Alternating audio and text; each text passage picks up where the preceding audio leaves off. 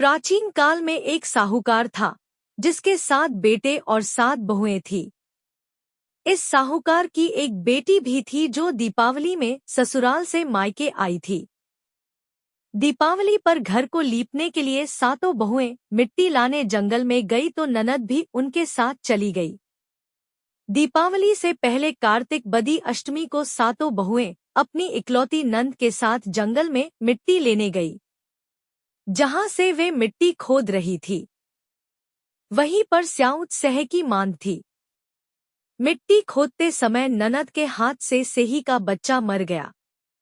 इससे क्रोध में आकर स्याऊ माता ने ननद से कहा कि अब मैं तेरी कोख बांधूंगी। तब ननंद अपनी 7 भाभियों से प्रार्थना की कि तुम में से कोई मेरे बदले अपनी कोख बंधवा ले। सभी भाभियों ने अपनी कोख बंधवाने से मान कर दिया, लेकिन छोटी भाभी सोचने लगी, अगर मैं कोख न बंधाऊंगी तो सासू जी नाराज होंगी। ऐसा विचार कर ननंद के बदले छोटी भाभी ने अपने को बंधा ली।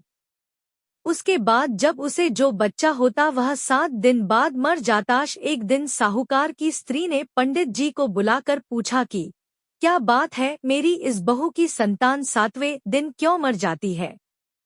तब पंडित जी ने बहू से कहा कि तुम काली सुरही गाय की पूजा किया करो। उन्होंने बताया कि दरअसल काली गाय स्याऊ माता की भाईली है, वह तेरी कोख छोड़े तो तेरा बच्चा जिएगा। छोटी बहू ने पूरी लगन से गाय की सेवा की। एक दिन गौ माता बोली कि मेरे जागने से पहले कोई रोज मेरी सफाई कर जाता है, सो आज देखूंगी। गौमाता खूब तड़के जागी तो क्या देखती है कि साहूकार की के बेटे की बहू उसके नीचे सफाई आदि कर रही है। इससे गौ माता प्रसन्न हुई और बोला कि मैं तुझसे प्रसन्न हूँ, तुझे जो चाहिए वो मांग ले। तब साहूकार की बहू बोली कि स्याऊ माता तुम्हारी भाईली है और उन्होंने मेरी कोख बांध रखी है, उनसे मेरी कोख को खुलवा दो। गौमाता ने कहा अच्छा। तब गौ माता 7 समुद्र पार अपनी भाईली के पास उसको लेकर चली। रास्ते में कड़ी धूप थी, इसलिए दोनों एक पेड़ के नीचे बैठ गई। इतने में वहां एक सांप दिखाई दिया। उसी पेड़ पर गरुड़ पंखनी के बच्चे थे। सांप गरुड़ पंखनी के बच्चों को मारने लगा। तब साहूकार की बहू ने सांप को मारकर ढाल के नीचे दबा दिया और बच्चों को बचा लिया। थोड़ी देर में गरुड़ पंखनी आई तो वहां खून पड़ा देखकर साहूकार की बहू को चोंच मारने लगी। तब साहूकारनी बोली कि मैंने तेरे बच्चे को मारा नहीं, बल्कि सांप तेरे बच्चे को डसने आया था। मैंने तो तेरे बच्चों की रक्षा की है। इससे गरुड़ पंखनी प्रसन्न हुई और बोली कि मांग क्या मांगती है। वह बोली 7 समुद्र पार स्याऊ माता रहती है, मुझे तू उसके पास पहुंचा दे। तब गरुड़ पंखनी ने दोनों को अपनी पीठ पर बैठाकर स्याऊ माता के पास पहुंचा दिया। स्याऊ माता उन्हें देखकर बोली कि आ बहन बहुत दिनों बाद आई। फिर कहने लगी कि बहन मेरे सिर में जू पड़ गई है।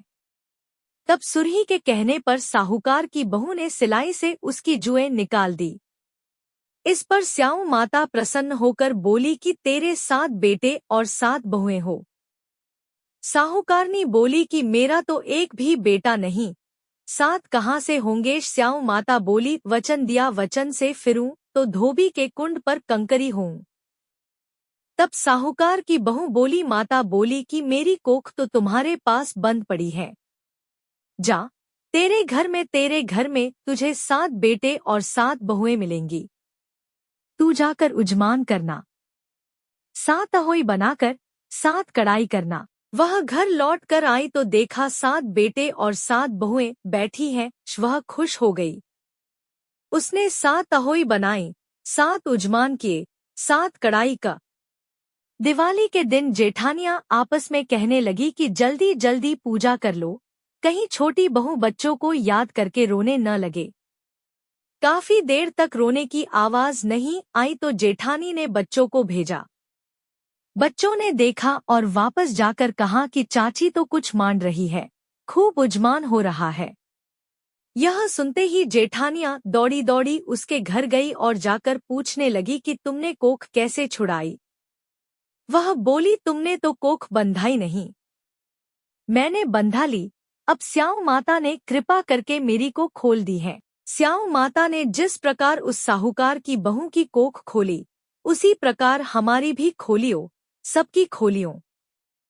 कहने वाले की तथा हुंकार भरने वाले तथा